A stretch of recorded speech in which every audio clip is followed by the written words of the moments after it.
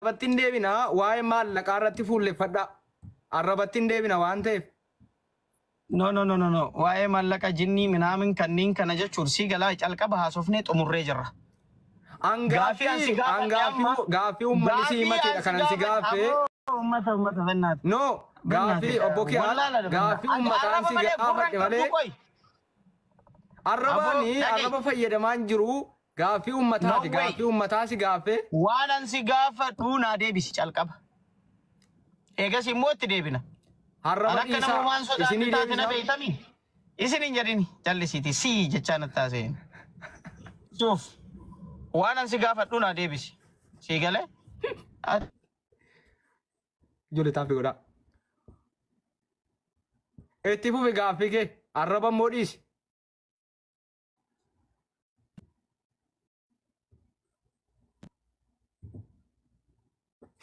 Ijoollee sheer godhaa. Ture. Rikardi godhataa irratti ijoollee. Amma dhaga'ama jechuudha si galee amma osoo ati hin dhalatin warra miidiyaa kana gubbaa jiru. Warra hojii dhuunfaa keenya illee hojii hawaasaa hojjennuun hawaasa illee boonsinee hawaasa illee qaroomina maallaqa uummataatiin.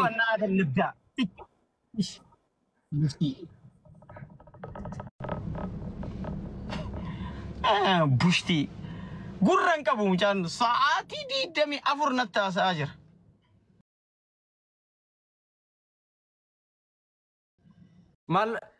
Isma obbo Kiyaan maallaqa uummataa nyaatanii ka'anii nama labsuun sirriidha obbo Kiyaan. Na dhagayi hattuun si ka maallaqa namaa nyaattee bakka jirtu himattuu sodaa. Waa'ee maallaqaa gaafatamta. Waa'ee maallaqaa kan keetii jechuudha hattuun si gowwaa. Bakka jirtu dhokattee maa jiraata? Harraba dhiisaa ka maallaqa himatamtaniif deebii deebisaa. Ani sin tuffannee calqaba kabajaan sittaasa'e. Waan an si gaafadhe naa deebisii ka'iifi achi booda irraan immoo arraba dhiisi siin deebisa arraba dhiisi. Okay. Jechaaf jechaan naa deebista. Waan an si gaafadhe jecha si gale. Ittiin bilbilina warri itti bilbiltan. Natti illee hin bilbilina. Samaany.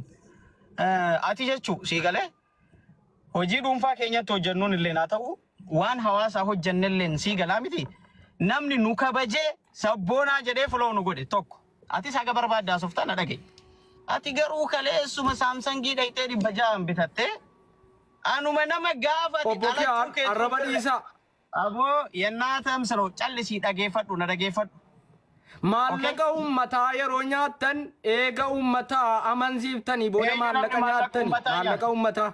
Namni maallaqa uummataa nyaatee hin jiru maallaqa uummataa yeroo uummataaf sagalee taatan osoo hin taane yeroo uummanni isin bareef isin amane keessa maallaqa dubartootaa nyaataa jirtu jedhan.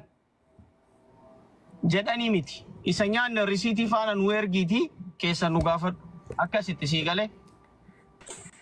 Maallaqa uummataa hin nyaannee jettanii mannaa uummataa deebisuu immoo arraba fayyadamuu keessattuu gaarii. Waan namni si gaafate dhiiftee deddeebitee maallaqa.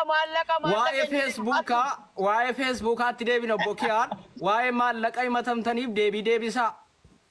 Waa'ee feesbuuka barachuuf waa'ee mobaayila kiyyaa suutatti deebina.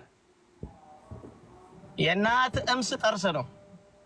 Maallaqa uummataa nyaattanii maallaqa dubartootaatiin duroomuun keessan sirriidha.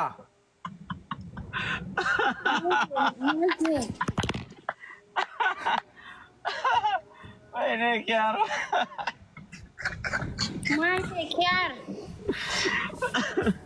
Imannaa yakkaa maallaqa dubartootaa nyaatamaniin eega himatamanii miira dallansuun deemaa jiru. Maallaqa dubartootaa Dubaay keessa diinaaraan lakkaa'aman. Baasofnee xumurree jirra sii galee. Waa'ee maallaqaa sin gaafatanne maallaqa uummataaf maafa artuudha. Qoy namni akkamitti haasofni isallee fuulli isallee jechi isallee akkatti fokkata tokkummaa akka kee kanatti. Maallaqa uummataa nyaattanii bareeduun keessan sirriidha obbo Kiyaan. Yes.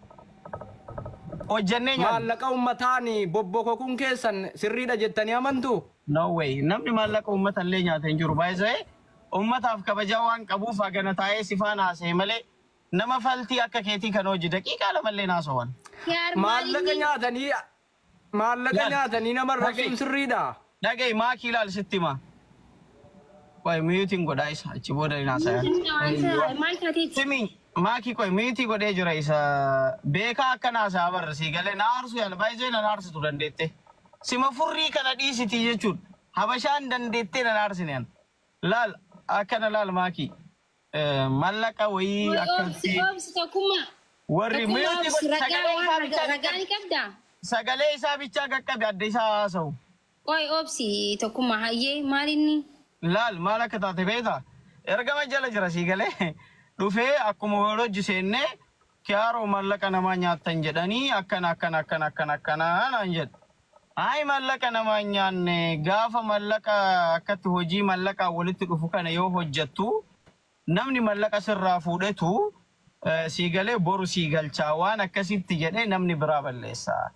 Kan namni biraa balleesse sanillee waan ati hojjettu keessatti namni sima si gaafata mataa kee because waan ati beekamtullee waan ati irraa fuutelleef malee waan an nyaadhe miti waan an fuudhee hojii namni wal wajjin hojjannu balleessetti ana na gaafatanii jedheen sii galee an jennaan okay akkasii jedhee addaan gallee jirra sii galee mallaqa ummataa jedha calliseetuma bar namatu jalaa akkana jedhiin minaamina jedhee itti barreessa sii galee mallaqa ummataa jedha qoy maakii waggaa 7-8 wal beeynami haga har'a sii galee namoota 2-3 hin caalle mallaqa doolaara 1,000 hin caalle sii galee mallaqni nama asirratti haaseen ka chiggirii ta'e baay'ee beekamtii kiyya malee baay'ina namoota Oromoo biratti beekamtii kiyyarraa kaka'e malee wanni kun waan dubbatamuu ga'u dhiisiti jechuudha.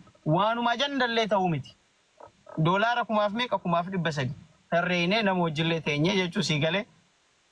Maqaa kee gaariin kun immootu gaafa isaa yaachisu sii galaami namoonni tuuxillaan akka gurbattii tanaa dhuftee piippi jetti. Ani immoo dasna jedha waan akkasii kana na gaafachuun sii galee.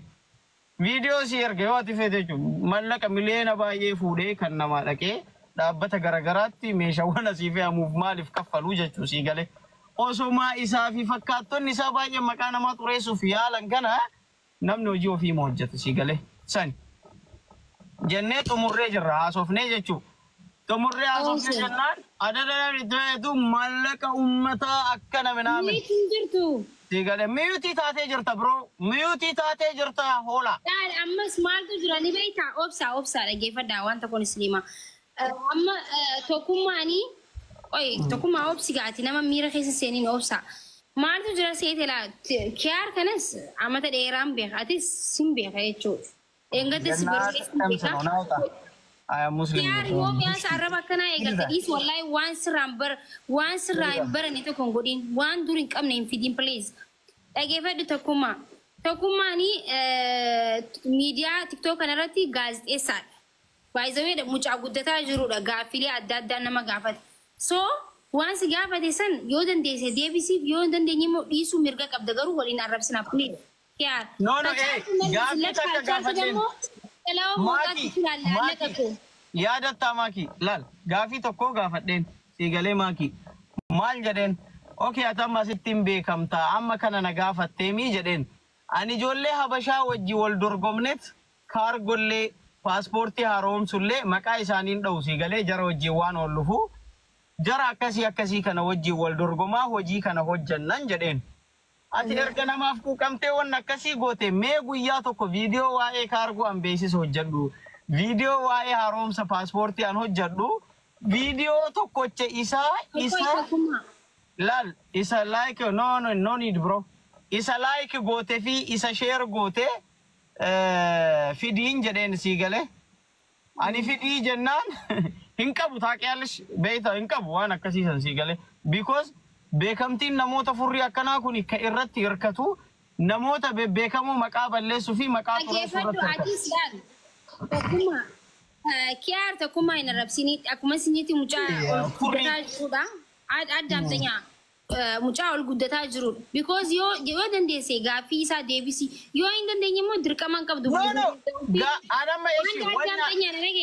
Waan gaafatamte tokko deebisuun mirga kee deebisuudhaan mirga kee dheengaddaa nuti hattuu jedhamnee arrabsamuu turre gaaffii namni tokko warri miidiyaa qofa abbaan fe'e nu gaafachuu dadhabe kan nu arrabsan nam tokkoof hin deebisnu jenneeti inni garuu dhufee nu gaafate because nama mucaan kun nama guddataa jiru just haasoon isaas namatti tola gaaffiin isaatis gaaffii adeemsaa qabu isaaf deebisnee turre jechuudha. Kanaafuu yoo dandeesse deebisee waan dandeenye immoo ofirraa dhiisi malee arraba waliin arrabsinaa please. Kiyaar amala qabne dhiisi please wallahi reedaan ta'u. No. An nama sammuu furrii hojii danda'e waliin galu beeta. Anaaf inni haasofnee calqaba xumurree jirra sii galaa miti. Baay'isoo jechuun waan tokko sitti muu maaki akka namni na jaalatu jedhee. Akka namni injiraami follow na godhu jedhee maqaa nama tokkoon xureessu.